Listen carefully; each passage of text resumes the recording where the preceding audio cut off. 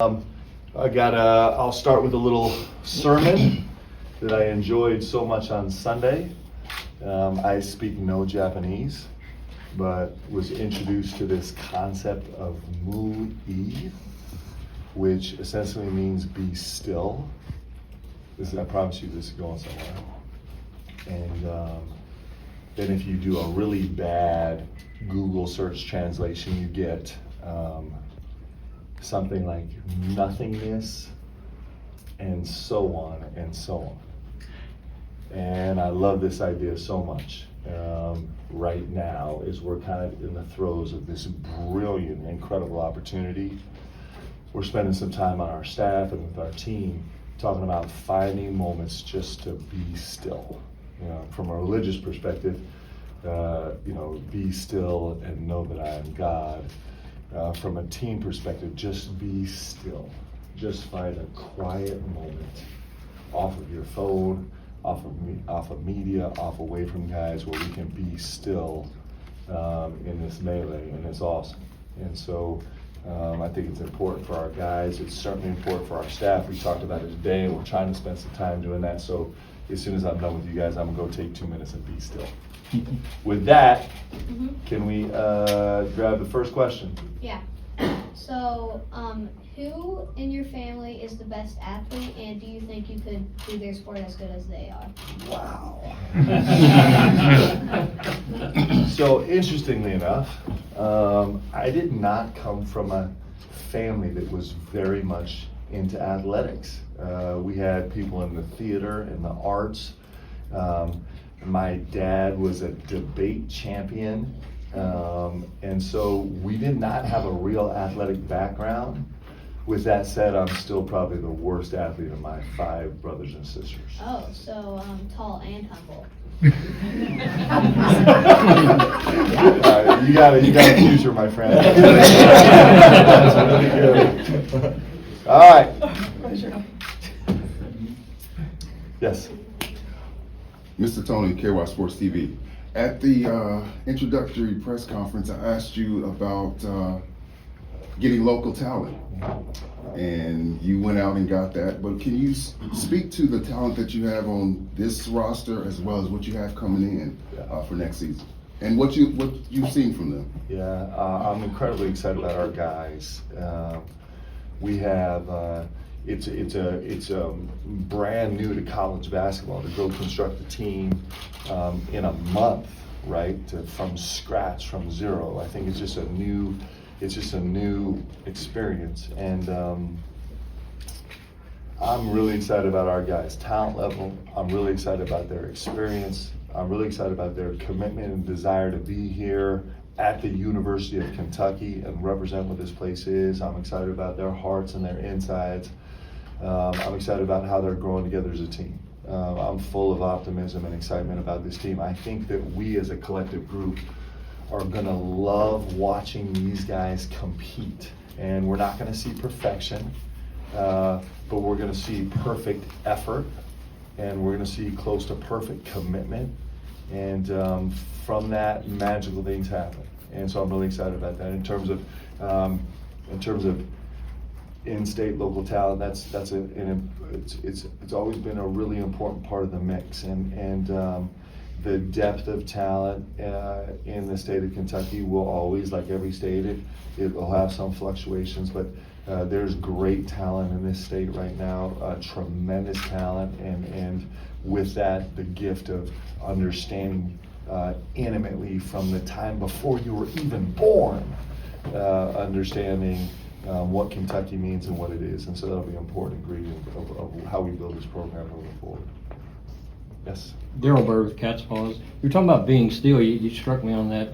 Why is it important? What's the concern if the team and you guys aren't able to do that? And how hard is it actually? Yeah, listen, this opportunity for us to find quiet moments where we can just breathe and be peaceful, I think it's centering.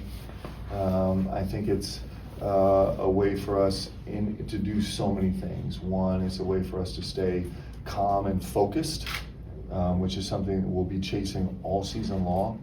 I think it's a way for us to stay centered in terms of try and have our internal voice in this locker room and on this team be louder for us than all the external voices. That's really vitally important.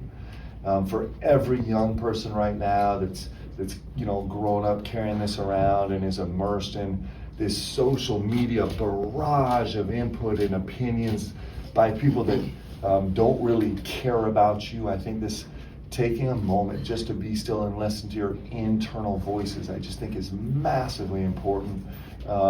Probably more here at Kentucky than anywhere else, because what makes this space brilliant, if you can handle it in the right way, is the volume, but it can also make it debilitating. And so it's something we're spending a lot of time teaching our guys about, thinking about. Yeah. As you were talking about being here, it seems like you've been here before, you're handling this as everything that it is. How are your guys adjusting coming from some different schools where maybe the spotlight isn't as big, where when you go to a football game or go to the mall, you're not getting berated by the fans and finding those moments to be still? How are they dealing with that and dealing about it from a seat look?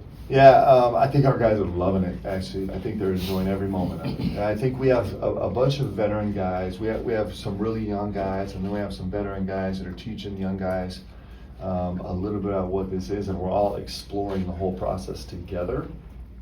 And our guys came here as eyes wide open as you can be. When you have guys that have played at one or two other schools and have played 3 or 4 years of college basketball, you can't come to Kentucky more prepared than that unless you've been in Kentucky before.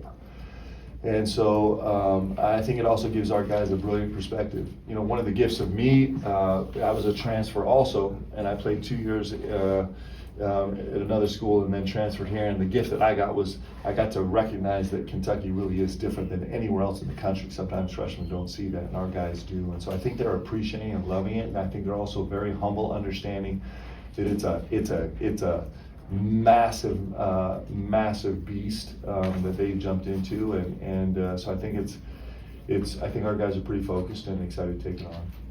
Yeah. Ben Roberts, Sarah Leader. What's your philosophy on starting lineups? Is it best 5? Is it best pieces fit together? And how hard is that to manage with this group I have 9 guys who have started elsewhere? Ben, I'm so sorry because I'm going to give you the worst answer. It's both and all of the above. It really is. You'll always, I believe in the synergy of every aspect of this game. I think that's such a massive part of this game. I think it's why team sports are brilliant. And so there's going to be times when I'm saying, hey, we're going with this starting lineup because these pieces fit together. There's going to be times I'll say that we're going with this starting lineup because it's our best 5 guys. There'll be all the answers above. I think that's a pretty dynamic space. We don't spend a lot of time emphasizing starting. It's finishing that really matters, and sometimes finishing is even not the most important thing, right? There's so many ways that guys make contributions, but there are times when on paper it might look like you could make a really rational argument about why rotations should work differently, because there are a lot of rational arguments to be made, but we'll consider all those things kind of as we go. Yeah.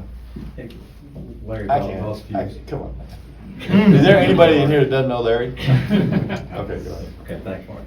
I'm just wondering, how's the group text going with the former teammates? Are they still full of advice? Have they slowed down a little? Or? I think there's the calm before the storm right now.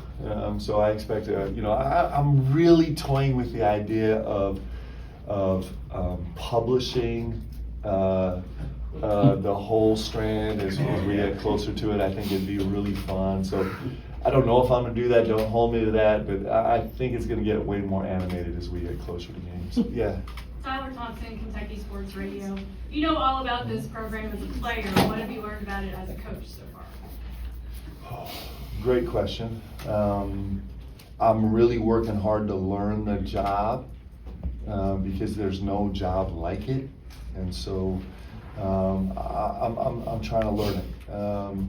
And it's the one thing I know for sure. It's the greatest job in all of basketball, and there's no place I'd rather be. So I know those things for a fact. And I think it is going to be certainly the most challenging thing I've done in my career as a player or a coach, even more challenging than surviving Coach Pitino, which is saying something. But I've definitely learned that that's true. I expected that to be the case when I got here. Yep. Mark, when you talk about that lesson of be still and that Japanese proverb, is that as much of a lesson for yourself as you learn what this job is like and you're in the throngs of it as it is as a player when you're going through it? Yeah, man, it just hit my heart hard when I heard it on Sunday. I think it's probably really brilliant advice for all of us actually. You know, this job is just begging you to never stop. It's begging you to be so consumed by everything that you never really think and that you never really listen. You never really listen.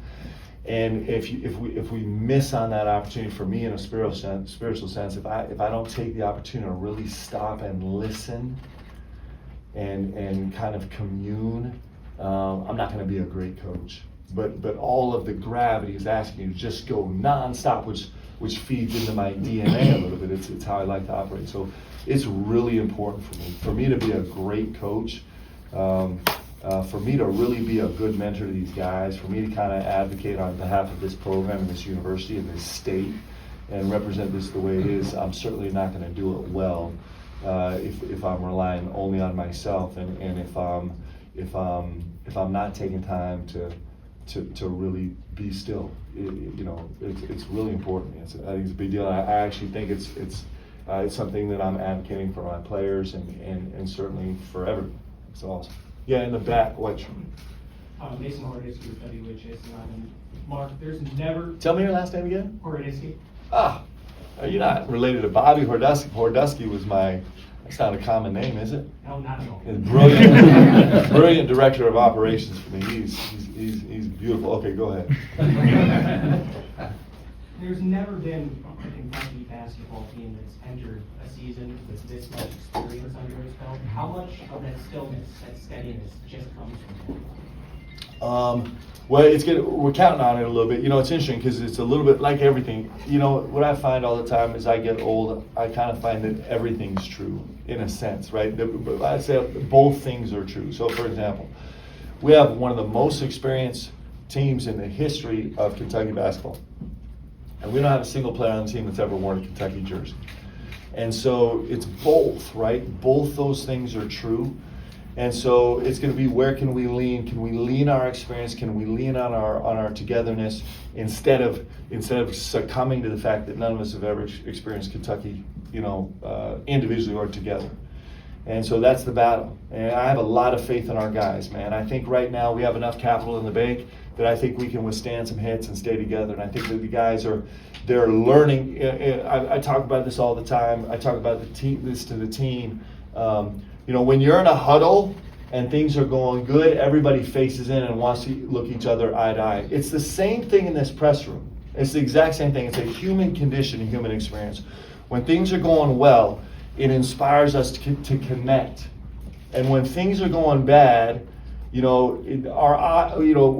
we have a practice that doesn't go well, because all the games are going to go really well. If we have a practice that doesn't go well, there's a good chance that we're going to walk in this room and maybe our eye contact isn't as fresh, because what we do is we start to turn away, turn down, look around, and we start to get lost in our own head, right? And that's the battle.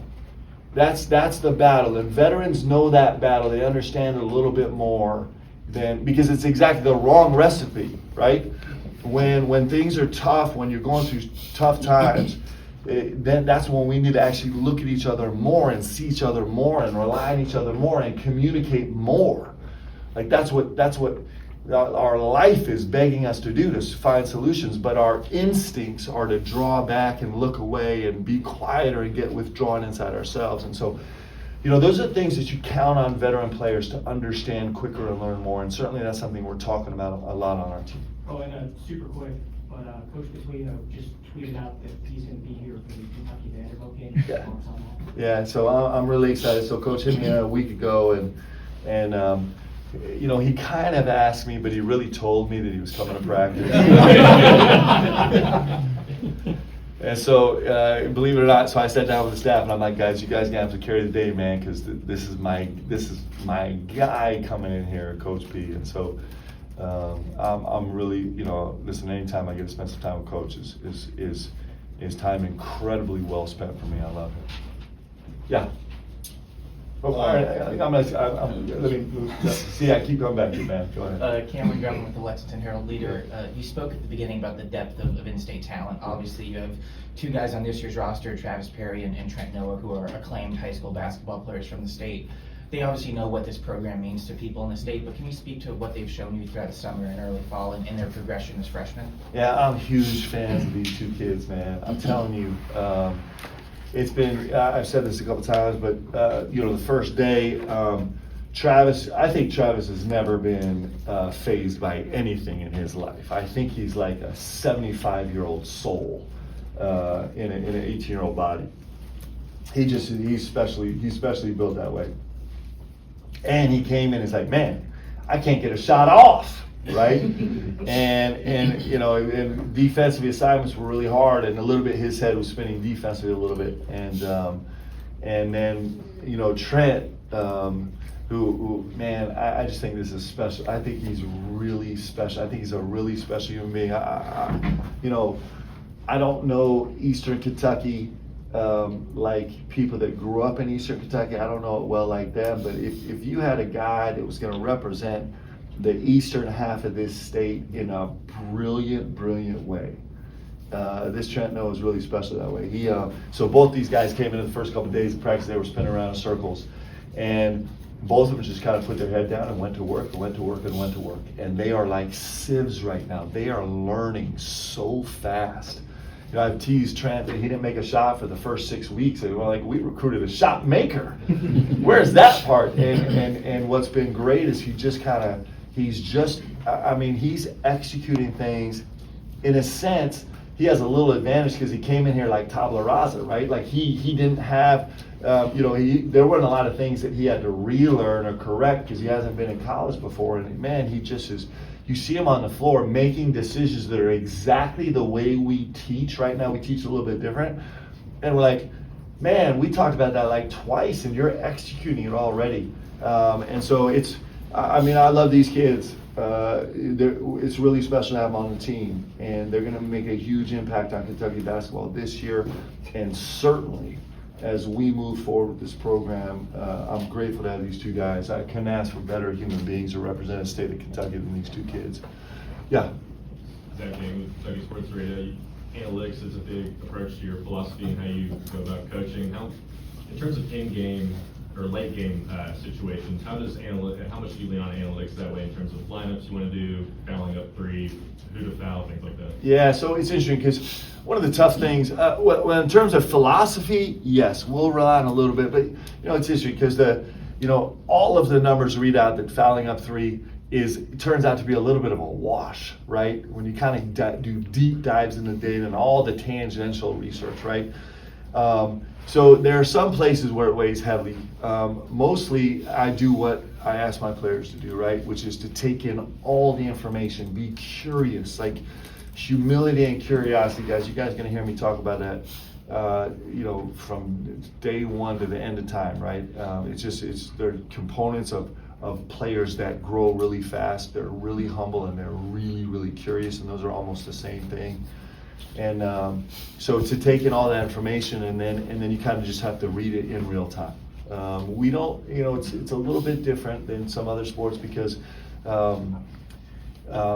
basketball is changing so fast. Like the situations change so fast in the course of a game that you end up with a product in the last few minutes of the game that might not be anything resembling the product that you anticipated. And you probably have introduced 4 or 5 or 6 or 7 new variables because you don't stop, right? It just keeps going and going.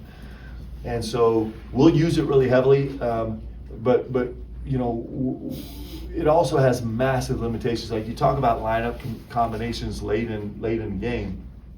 The truth is, you'll be 18 games in the season, and you still don't even have anywhere near close to enough data to actually rely on it at all. You kind of have a bunch of biases that you rely on is probably what you do as a coach, because like I've said before, in the NBA you really start to rely on some of the analytics 41 games in, of 48-minute games, of way more possessions, and we just never approximate that information over time, right? We just don't get that data set. So it's a balance. Yeah. Yeah, Mark John Huang, Nolan Group Media. I've heard you say in the past that you don't mind being called out if you do something wrong. It's kind of music to our ears. We don't hear Kentucky basketball Great. coaches say Yeah, that was a big mistake. I knew when the words would come out of my mouth, I'm like, this is going to be a problem. What do you think is the role of local media in covering the hometown? Yeah. So, listen, I think, and I've said this before, and I really believe it, I think storytelling has always been a driving force in every community and society. Storytelling. And storytelling in all of its different forms, right? As a debater, you're a storyteller. As a business owner, you're a storyteller. Certainly as a coach, you're a storyteller. As a religious figure, you're a storyteller. Like it's like we. Listen, one of the, this is going to be a long answer. You ready for this? One of the greatest things about Big Blue Madness is, yeah, it's fun, and it's the floor is going to be incredible and unprecedented, and our guys get to be introduced, and there's going to be mayhem and chaos and all the beautiful things that happen at Big Blue Madness. But the best thing about it is that we are all in the same building together. Like, that's it. It's like it's this. We all get to connect with each other, and that's the brilliant part of it. It's the first time in the season where 23,000 of us get to be in the same room together and just feel each other, right? And it's the best thing about sport. And so when I think about the local media and the national media and everybody that covers Kentucky basketball every single day, I think what I'm grateful for is storytelling. And it's actually doubly as good when it's relatively accurate storytelling, right? But it's and stories are boring. I hate to say this, but it's just true. Stories are boring if it's just kind of like glossy the whole time. It's just not. It doesn't capture us as human beings if it's just kind of soft and surface the whole time, because what we're really taken by as human beings is when things look like they're going bad and everyone kind of makes a judgment, and then all of a sudden they're not going bad and you're caught up in because all of us feel moments in our life where things are going bad, where we doubt, we're unsure, we're insecure, we're thinking about maybe do we need to change course, and we get to see that in sport every day. And so if we're not actually really telling the story, then I think we lose that connection that's so brilliant that we're going to be able to experience in Big Blue Madness. And so, I'm not begging you to say all the terrible things about me, for sure, but telling the story matters. And I think if Kentucky basketball, at the end of the day, if the best and only thing that Kentucky basketball has to offer is having a great team, and there's no connection behind it, it's actually not doing that's not what's made it different than everyone else. What's made it different than everyone else is the connection that 23,000 of us get to feel when we walk in that arena Friday night, and storytellers actually make that accessible to everybody. It's super important. So there you go.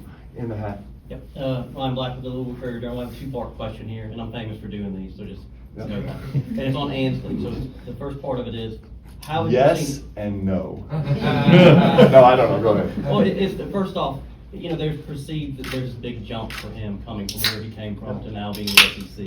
One, how have you seen him adapt to that? And two, do we as outsiders overrate that perceived jump? Because at the end of the day, basketball. Ansley's really interesting. First of all, I'll tell you a little about him and it'll make the jump a little. So, yeah, like the pundits in the basketball world that don't really do deep dives might think, man, there's a big jump. But when you get in the weeds, it's actually not a big jump, it's a perfect fit. So you think about Ansley, grew up in the Northeast, incredible family, is a self-made player in a number of different ways. who he is right now is so diametrically different than who he was when he walked onto campus his freshman year. How he's grown, his growth trajectory is incredible. He's a finance major. He's a brilliant young man. He digests information in life and in basketball so fast. He's become an elite level scoring, shooting, growing into passing big. He's a perfect fit for us. So the prognosticators, we miss because we just don't have time. Like, it's nobody's fault. If people weren't going crazy about Ansley as they were evaluating the 1,800 give or take players in the portal, that's no slam on them. It's just they don't have the time to do the deep dives that we have. He's actually a perfect fit here at the University of Kentucky for this first year. I'm so excited to have him. Yeah. Michael Epps with Fox 56. Mark, obviously there's a lot that's still going to happen between now and the Champions Classic. Yeah.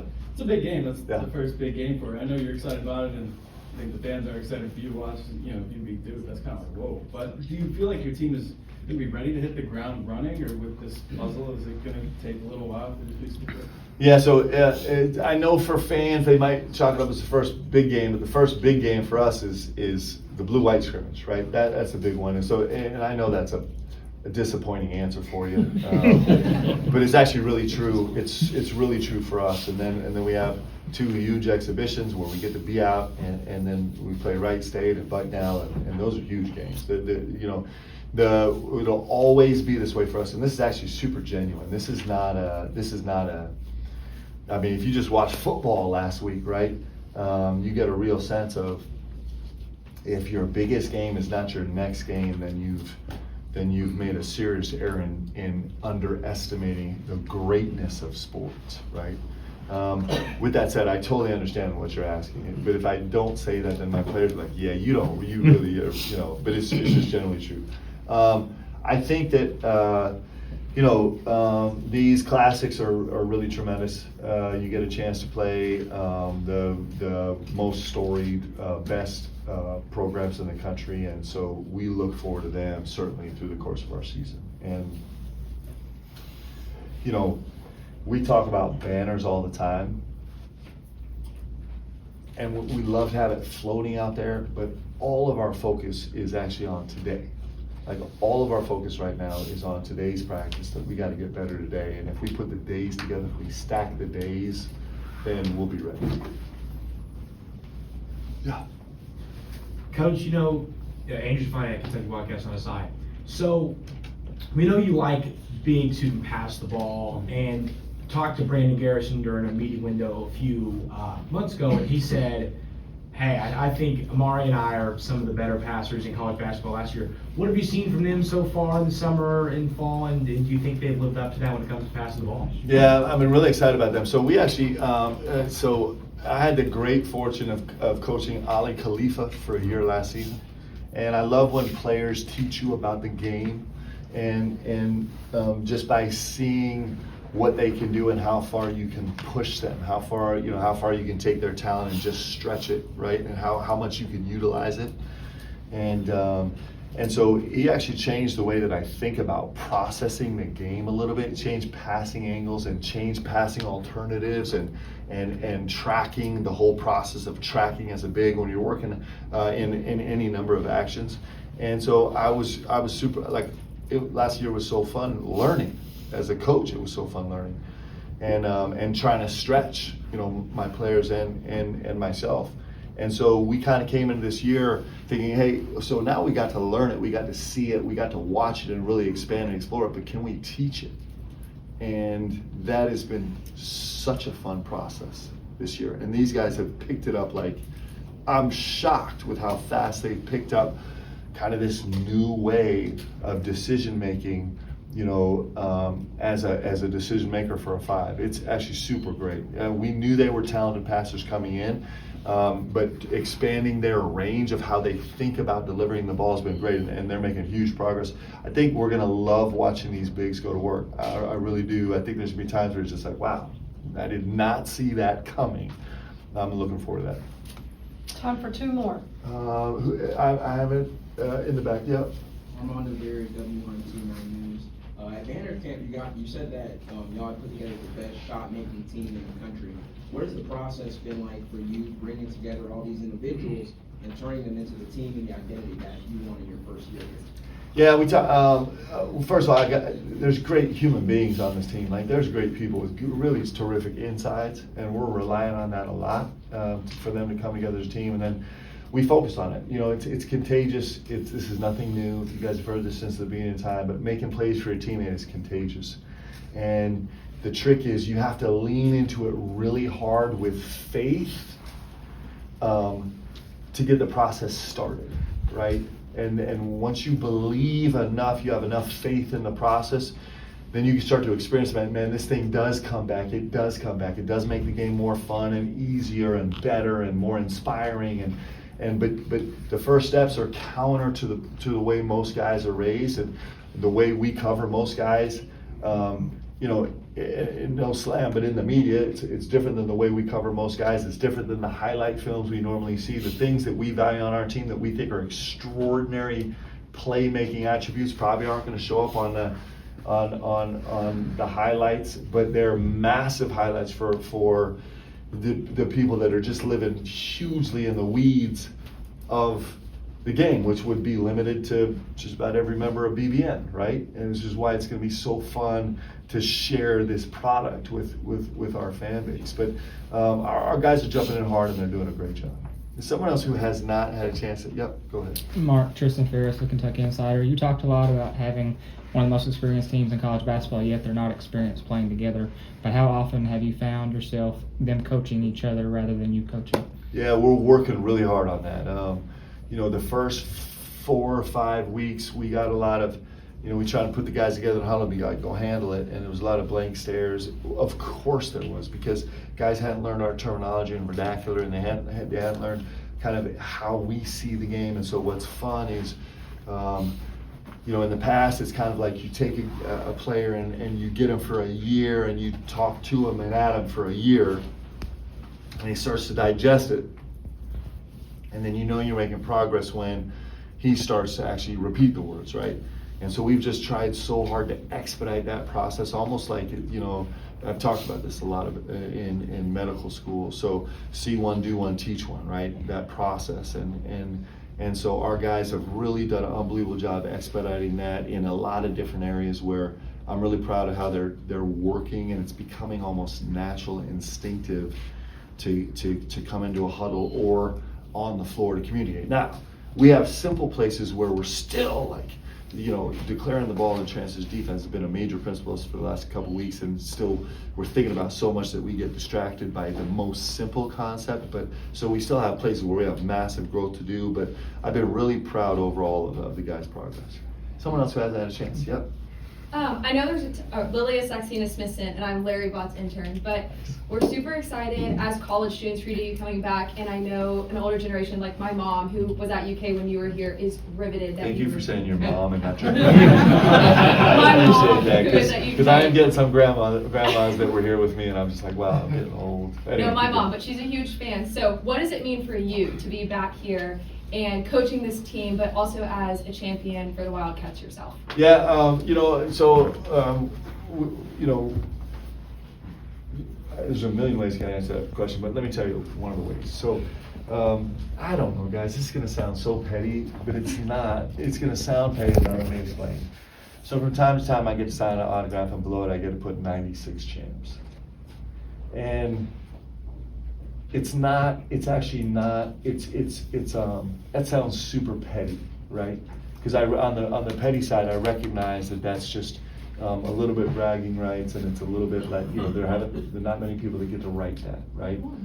And so, but what means so much to me is that in that 96 CHAMPS exclamation mark is like a whole lot of like fight and blood and sweat and tears and together and like leaning on guys, and a lot of doubts and worries and frustrations and hopes and perseverance and all that's wrapped up into that.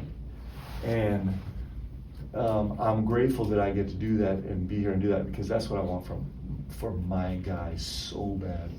I want for our guys. I want them to be able to write that, for their year, and then to be able to write that CHAMPS underneath it. And it's not about that. It's not about bragging rights or anything else. It's about like